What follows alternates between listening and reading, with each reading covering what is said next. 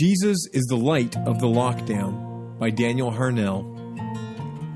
Christmas promises to be more than memorable this year, thanks to the coronavirus pandemic. Worshippers will find their celebrations of Jesus' incarnation quarantined, their travel and family gatherings curtailed.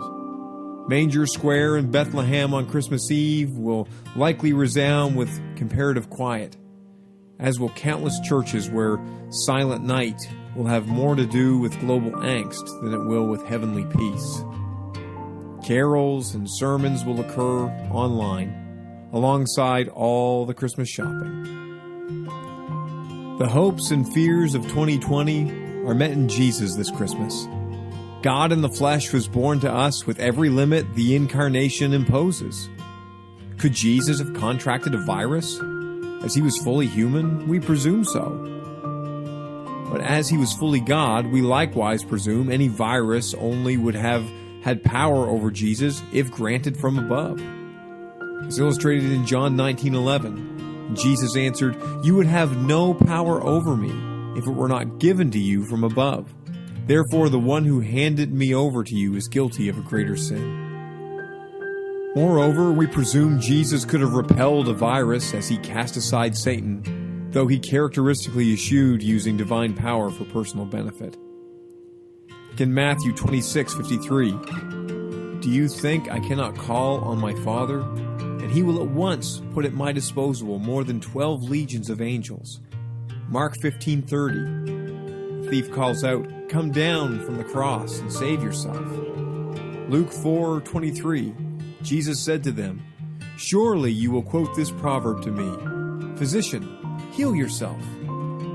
And you will tell me, 'Do here in your hometown what we have heard that you did in Capernaum.'"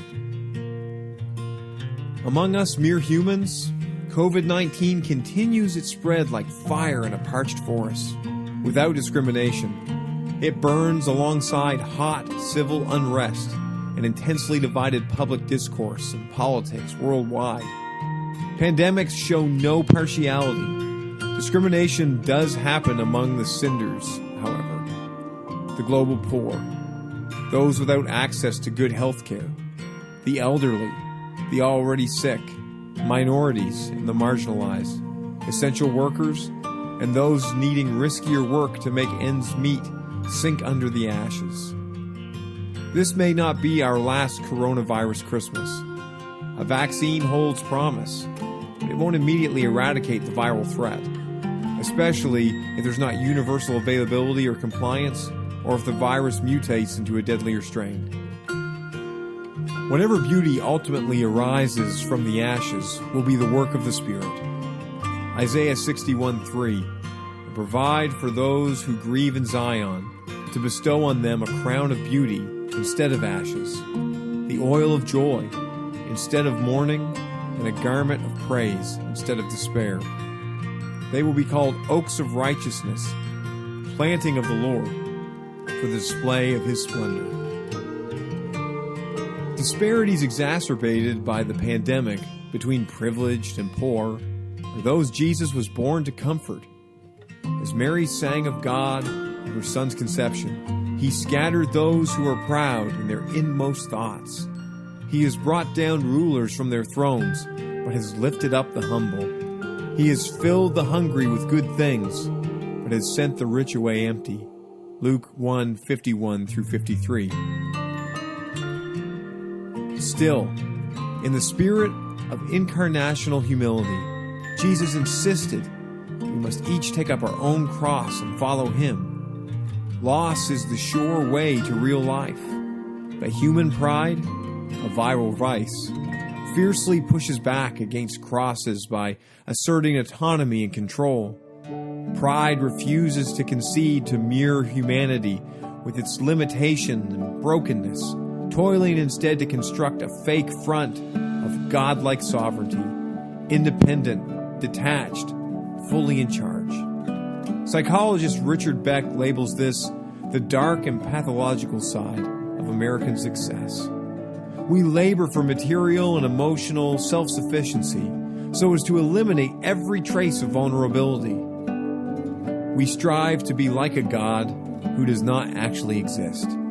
The real God, born to us at Christmas, whom we worship, took on a real human body, one subject to aging, genetic error, sagging flesh, diminished sight, clogged arteries, declining memory, and death.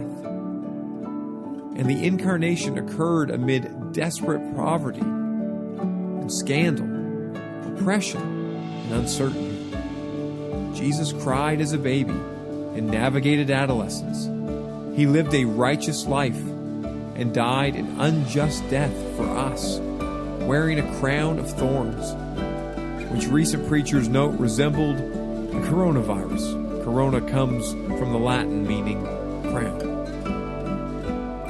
Christmas humanity, in all its indignity, anticipates the resurrection of the body. But even resurrected Jesus still bears his scars in John 20:27. Christians believe in Jesus as fully God and fully human, and nowhere is full humanity more manifest than in dying. The forces of decrepitude and decay, always at work in us, constantly bear witness to our neediness. As we confine ourselves this Christmas, let's do so with a renewed awareness of the incarnational limits we celebrate in Jesus, who did not consider equality with God as something to exploit. Philippians 2:6, who being in very nature God, did not consider equality with God something to be used to his own advantage.